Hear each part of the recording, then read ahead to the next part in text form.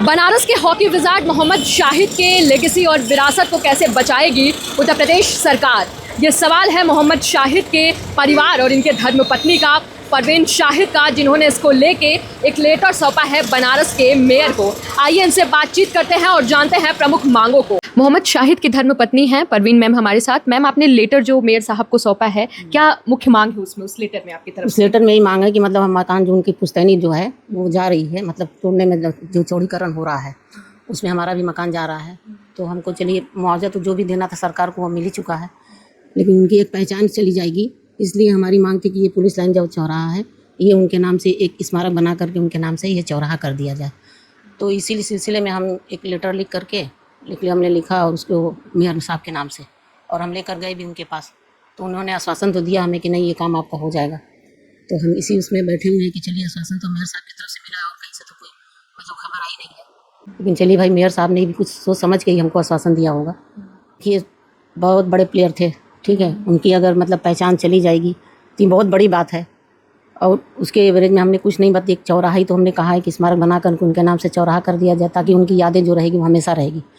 और मकान तो चला जाएगा, उनकी पहचान भी चली जाएगी, बनारस तो रह जाएगी कि बनारस के हैं, लेकिन कहाँ के रहने वाले ये तो नहीं ना किसी को पता चलेगा।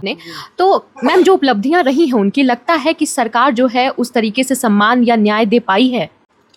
अब तक तो देखिए कुछ भी नहीं मिला है उनके नाम से। एक टूर्नामेंट सरकार करवाती है जो कि मतलब कि ऑल इंडिया टूर्नामेंट करवाती है। चलिए, हमको बहुत खुशी है कि भी हमारी मांग थी कि उनके नाम से कोई टूर्नामेंट बनारस में होना चाहिए, तो सरकार ने इस पर गौर किया और सहमति भी हो गई। और अब होता भी हर साल में एक बार होता है। तो हम सरकार के मतलब कि बहुत मतलब बड़ा काम सरकार कर रही है उनके लिए।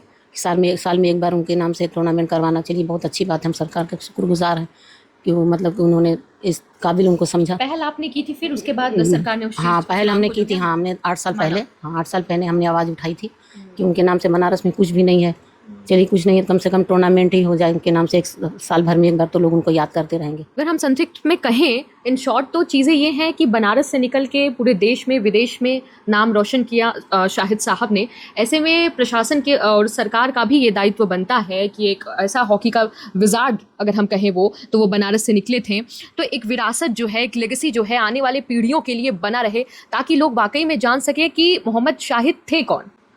चूँकि मकान जो है वो ज़मींदोज हो रहा है चौड़ीकरण के जद में, तो जो मुआवजा है, बाकी चीज़ें हैं वो सेकेंडरी चीज़ें हैं, लेकिन एक लेजेंड के तौर पे वो थे। तो उनके लेगेसी और विरासत को इस विकास की दौड़ में कैसे बनाए रखा जाए, संक्षिप्त में यही कहना है इनके परिवार का भी। अब देखना होगा कि प्रशासन की तरफ से क्या इस मांग पे कार्रवाई की जाती है। हमारी नज़र इस पर बनी रहेगी।